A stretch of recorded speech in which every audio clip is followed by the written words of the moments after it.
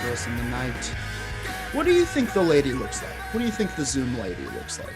I think she's about 5'2", probably, I don't know, No face. 120, really no healthy. face, hair made of long silver razors. Yeah. See, I was thinking just normal brunette hair, but that sounds cooler.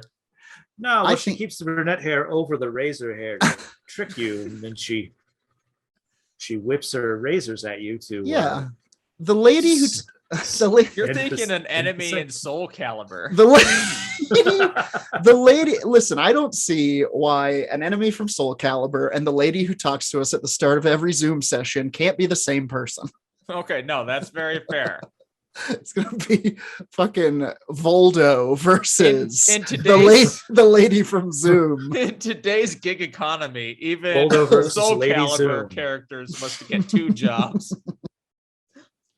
Truly, true enough. It's how you support finding the Soul Calibur. That's true. How are you guys doing in your respective fighting games? Are you winning? Have you defeated your personal Shao Kahns? For some of us, Shao Kahn is shyness. For some of us, alcohol dependency. And for others, Shao Kahn is a big scary guy with a skull on his face. Yeah. Well, I'm doing pretty okay on my personal Street Fighter battle. My Ryu is defeating the now evil Ken. Yeah. I'm currently trying to shirk the saget of marijuana smoking. I'm cutting back on my weed. And boy, I feel like Saget beat the shit out of me. Sure, you feel bruised. You feel Bruised, battered. I feel like a big muscle man laughed at me while I was on the ground, that kind of shit. But I'm coming through it. Well, have you tried? Are you going to start exercising? Can you smoke it? Yeah. Forget about it. Not yet. So it's like a main. You have to mainline it. I'm not into that needle shit. Exercise right now. Oh boy. How's your personal battles going in your video game metaphor? Boy, I'm trapped in Virtua Fighter every day. Just getting fucking what capoeira'd all over. Yeah, slowly sidestepping around a very small area of play. People are punching me with fists made of squares. Hey, I saw you fighting a guy with a jaguar head the other day. Oh, well, yeah, I do that too. But that's like Roger said, everyone's got to have 2 jobs now. Wait, fighting the jaguar-headed gods is my second one. There was definitely a guy with a jaguar head in Virtua Fighter, right? King. No? Aren't you thinking of? No, that's Tekken.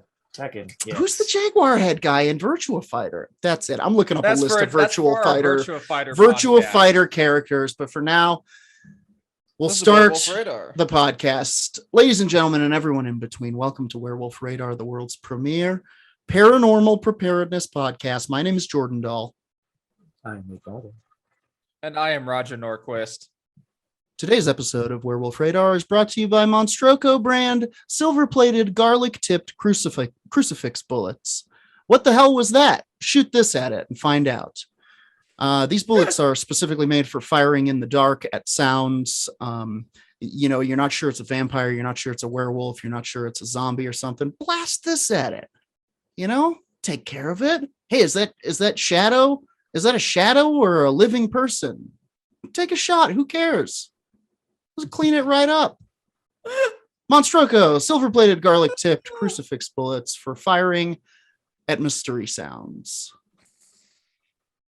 A guarantee to kill whatever or put down whatever it might happen to be. Whatever might happen to be out there, exactly. And that voice, you might be wondering, who the hell was that? Well, the hell that was Jason Cordova. Welcome to the pod, Jason, our guest today. Thank you. It feels good to be special. You have many titles. You are the founder of the Metro Crypto Science Society. I was there with you. We were science and cryptids in college. That's right. Well before any of you guys cared about it. So don't even step to us. What are some of your other titles? Well, currently the most relevant one would be staff assistant, maybe MC guest handler for the International UFO Congress. Heck coming yeah. up this next week, which is pretty exciting. Finally going to draft that intergalactic constitution. Yeah, there's a lot of a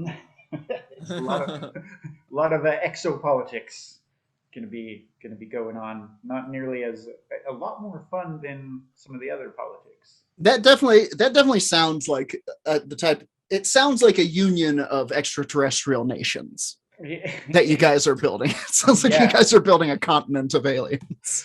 It certainly could be. There's a lot of hope. A new hope.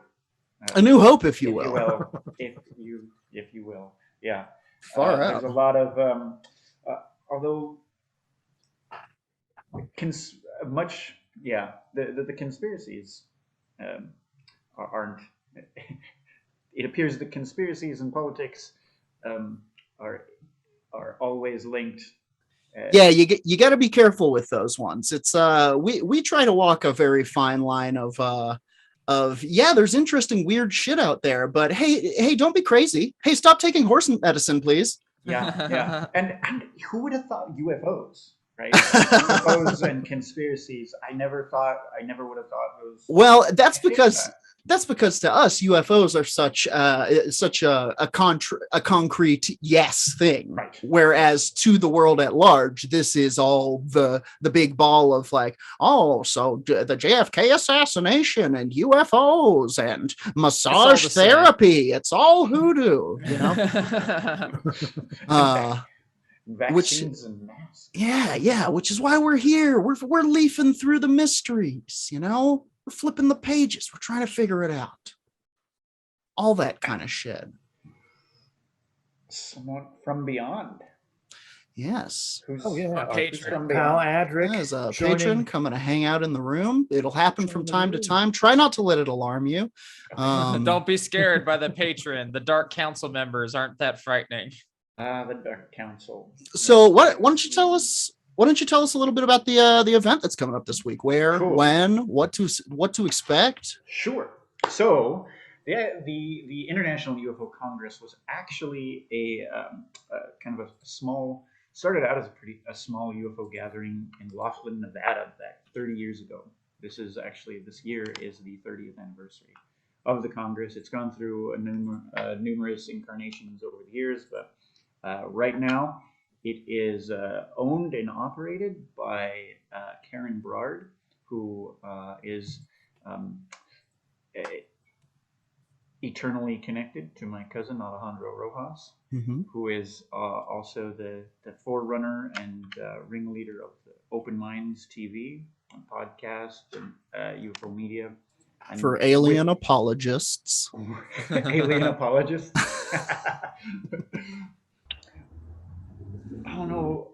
Oh yeah, and that's a whole thing. Anyway, so the Congress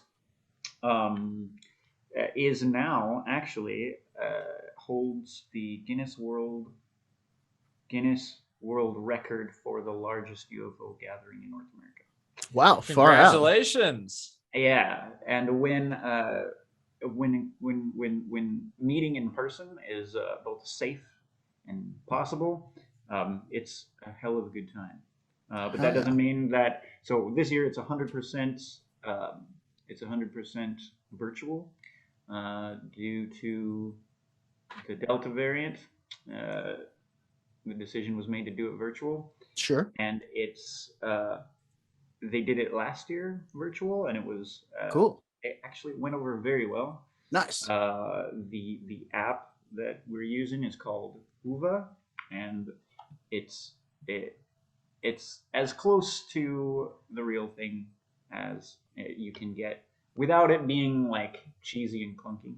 And how's that spelled for anyone interested? It's WHOVA. Yeah, it's WHOVA. Yep. Cool. So, if you go to UFOcongress.com, all the information is there. It's got the schedule, the agenda, how to register. It does costs some money, little bits here and there. You can do an a la carte and get your individual speakers. The menu. Oh, nice. So just you like can the get lectures you want to see. Right. You can do so. They're run around $10 to $12. Earth money. Earth money. Yeah. Right now, it's the earning currency right you now, take, Earth dollars. U.S. dollars. We can transfer to most Earth-based kinds of currency. I mean, listen, but if I'm you show sure- up with a space helmet full of cosmic jewels, I'm sure they're not going to turn you away. Yeah, I would definitely do the legwork to find the conversion for Ferengi gold press lab. Exactly. I know the math is there. I just I have to dust it off. Great. So let's say we get this squad together. I get my boys, Alf, the alien from Alien, the Thing, and Mr. Al Ian. Yep. Yeah, Jason has an alien behind him, watching over his shoulder. Seems pretty chill. Got a lot of Paul vibes rolling off of this alien. Yep. Check out our YouTube. That's where you can see him right now. But let's say, me, Alf, Paul, the Thing, and the squad get our shit together, and we come and watch some of these speakers. What are you excited about? What are you most excited about?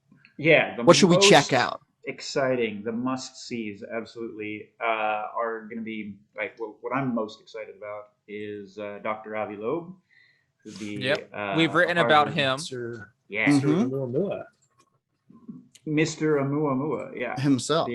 For those of you who are unfamiliar, he's a Harvard astronomer who proposed the idea that this interstellar object passing through our solar system just might, what if it's not a comet or an asteroid? What if it's something else?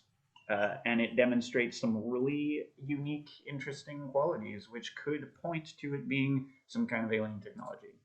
And yeah. Truly. This is from the Wikipedia about Oumuamua. It says Oumuamua is the first known interstellar object detected passing through the solar system, formally designated 1I-2017 U1.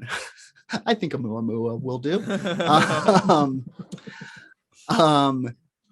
Did exhibit non-gravitational acceleration. This is my fascinating thing about it. Go on, Jordan.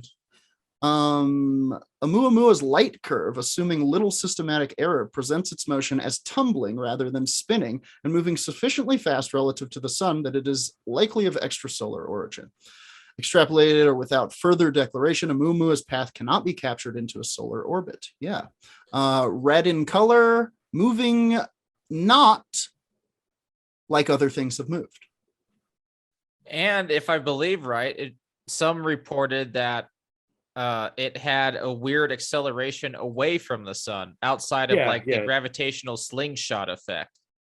Yeah, this is sped up to leave the solar system. This says on 27th June 2018, astronomers reported a non-gravitational acceleration to Oumuamua's trajectory, potentially consistent with a push from solar radiation pressure. Initial speculation as to the cause of this acceleration pointed to the comet-like outgassing, whereby volatile substances inside the object evaporate as the sun heats the surface, although no such tail of gases was ever observed following the object. It's such a weird anomaly. I love it. I love living in the time we do, except for so many other issues. But in terms of, extra stellar, in terms of extra solar objects tumbling away from the sun, and us being able to see it, though, detect golden it. era. It happens all the time, but now we can see it. We can actually detect it. We can learn about it. Well, did you all hear that there's a theory that there's a rogue planet beyond Pluto that's large. I believe it's where Ghidorah comes from. Am I saying that wrong? Yes, and it is also the Nemesis star and a number of other things that is gonna. Anyway, they think that this giant, this rogue planet that has been hypothesized due to certain movements of other celestial bodies, may be a black hole. And if it is a black hole at the very edge of our solar system, we could potentially use it to build a gravitational lens that would then be used to make a telescope that you could see continents on exoplanets hundreds of millions of light years away. Shut up. Wow. Incredible, no more right? You. This is too Where- much for the podcast. Amazing, My head hurts. You're gonna have to share some links on that. Check it out. Yeah. But look up just put gravitational lens black hole. You'll see 20. You do the work for 20, us, Jordan. 20. Put it in I the just Discord. did. I told you about it. And you'll see 30 freaks being like, this will work. And it might not, but maybe in 500 years. What's really mind-blowing about that is it's not entirely that far-fetched. Oh, Like, truly when you not. really get down Yeah. into that, and that's exactly how we discovered Neptune and Uranus. Yeah. And Pluto. Like the math is there; they should be there. Well, and also like gravitational lensing and stuff like that is proven. You know, it's Right. this could all within a matter of 100 years be a reality. Yeah. Pretty I'm interesting. excited that we live in a time where corporate debt will keep us all alive because of the fake organs we'll have. So we'll be able to be alive when this happens, you know? Yeah. We'll be in Hell yeah. debt to the corporate masters, but like we'll see the alien continents. Yes, the real future is going to be stupendium music videos. Truly. It'll take way less time to put in a clockwork heart than it will take to grow a new laborer. Truth, sadly. On Stroko, Keep Clockwork Hearts. Keep them ticking. They Keep your keep 'em- employees alive. Keep them ticking. They come back different. Indefinitely. Work until you drop dead, then work some more. Far out. Well, very cool. What else are you looking forward to, Jason? Yes. Dude, yeah. So my other excitement is the Navajo Rangers. Absolutely, me too. That sounded rad. Yeah. Like I'm thinking about, that's one of the ones I'm definitely thinking about. Like, fuck it, I got $10. Totally. Yeah, so these dudes, Jonathan Dover and Stanley Milford, they are basically the Navajo Rangers are the Navajo Nation elite, like tribal police. Yeah. Of sorts. They're pretty much elite badasses of the Navajo Nation. They're, in addition to all their regular police duties, some of them like protection against like archaeological defacing kind of stuff, like Sure. basically going after grave robbers kind of stuff, Yeah. Nice. you know, that kind of stuff, and your usual kind of res stuff, but also right there in their job description is investigating those cases that would be deemed paranormal, such as witchcraft, Bigfoot sightings, hauntings, and Oof. UFO sightings. So cool. And witchcraft on the res is a whole other level. by the Yeah, way. it's fucked up. Yeah. There's a few Navajo YouTubers who get into the culture for like it, and like it is a culture that as like mainstream American, like I know nothing about. Truly, that is so weird. It's so strange that we can live in Colorado for our entire lives and be like, oh, the culture here? No idea. And No that's idea. that's a governmental failing, but also a personal one. So check it out. There's a lot of really cool paranormal stuff coming out of reservations, and reservation police report this stuff. I heard a story. I worked with a guy in Wyoming who told us a story about he lived on the res, and his uncle claims to have seen a dog. There was a strange dog, a hound dog, running around, and nobody knew whose dog this was. And he claims that it ran up to the edge of their property, howled up into the air, and when it howled up into the air, underneath in its neck, you could see a person's face, like in the wrinkles of its face. And that's just the tip of the that is just the tip of the type of crazy, scary stories that you'll hear when if you check out this Navajo Rangers. and that just like I think that's Extreme. pretty exemplary of like skinwalker stuff. And Totally. to be fair, it's not entirely your fault not knowing. Yeah. Because like traditionally, like a lot of Native people are not really forthcoming. They don't really like to talk about it, which is another thing that I kind of try not to, because I don't want to be like everything's a skinwalker, because it's not, and it's like with good reason. Right? Yeah. There's some, in some ways there's good reason to be cautious. Right. But also traditional, like there's things particularly with Navajo tradition, they don't like talking about like giving you talking about something gives it power. Yes, exactly. You have to be very conscious of how you do that. Which translates into a lot of other kind of cultural superstitions around the paranormal. There are people who say, like, just ignore it. Don't talk to it. If you think about it, then it gives it power, you know, even when they're talking about hauntings or whatever. A lot of tulpa stuff. Sure. Yeah. Just don't talk about it and it will go away. But yeah, I don't know. Pretty freaky stuff. I'm looking at an article over here from azfamily.com about some Navajo Ranger reports out of Arizona. And this is retired Lieutenant John Dover. That's one of our guys. That's your guy. Dover says 10 years of investigations have revealed a wealth of information. Witnesses are comfortable speaking with officers who promise to be thorough to protect their anonymity. One case Dover investigated had 30 witnesses. We came out with physical evidence, he said. Hair samples, footprints, stride distances, logs that had been pulled out of the bog area and removed. Normal people wouldn't have been able to do that. We're talking about Sasquatch, y'all. Mm-hmm. 30 people. That's a significant portion. That's almost a small sample. That's too many people for some things. That's a lot. But not for seeing a Bigfoot. In one of the most solid cases, a mother and a daughter describe a mass of lights floating over uninhabited reservation land in January. As they watched, the lights blinked out after a few seconds, followed by a sonic boom, a black domed craft, and the entire town of Chinle losing power. Damn. Fucking crazy. So that's just a taste, y'all. And I'm imagining because I've met with and spoke to quite a few Dene people, Navajo, of course, and like imagining this old, these some of these elders speak and how they talk about this stuff. Yeah, I can picture it. I can see it. So cool. That's just a taste. If you guys want to check out some of these streams that are going to be happening this week, you'll get some more detail on stuff like that. Very, very cool. Do you know, are these going to be archived for a period of time? Yeah, for people that can't tune in live.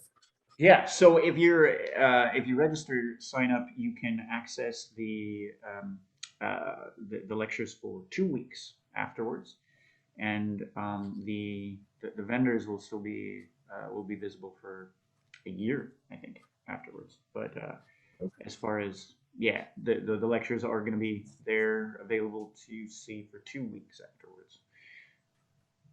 Very cool. And I believe all right, Pingos, you have no reason not to get all of this.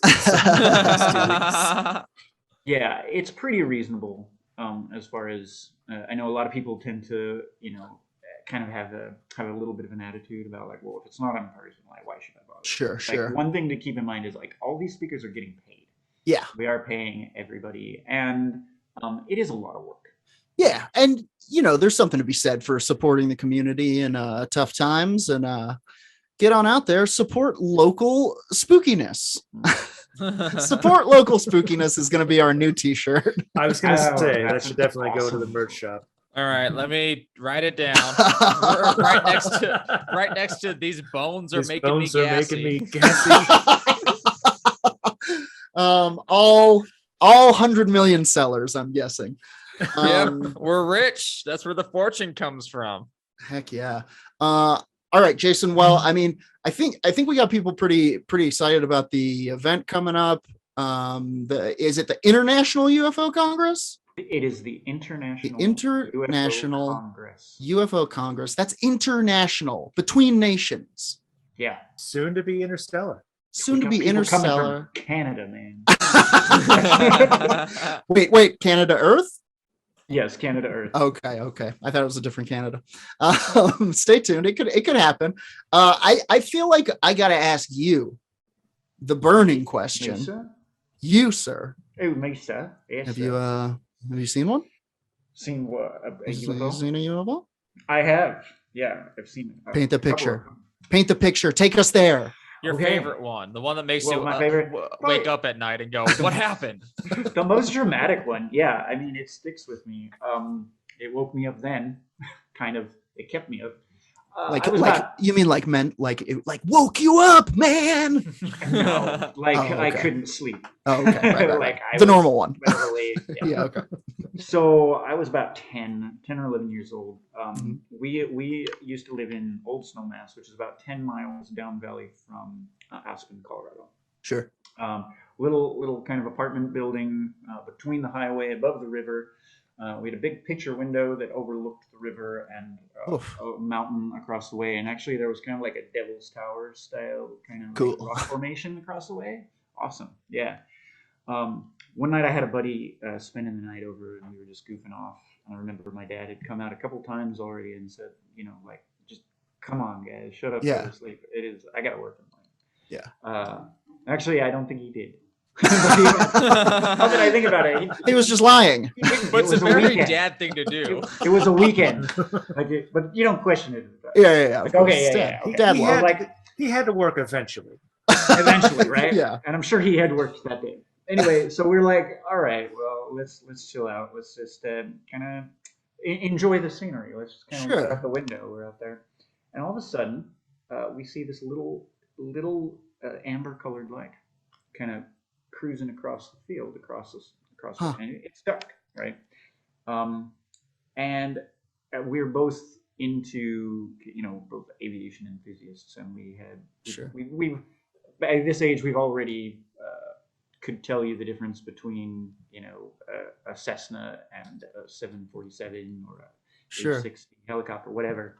Yeah. And we immediately identified, like, that's not a plane, right? First of all, there's only one light, and that Yeah. one light is the wrong color.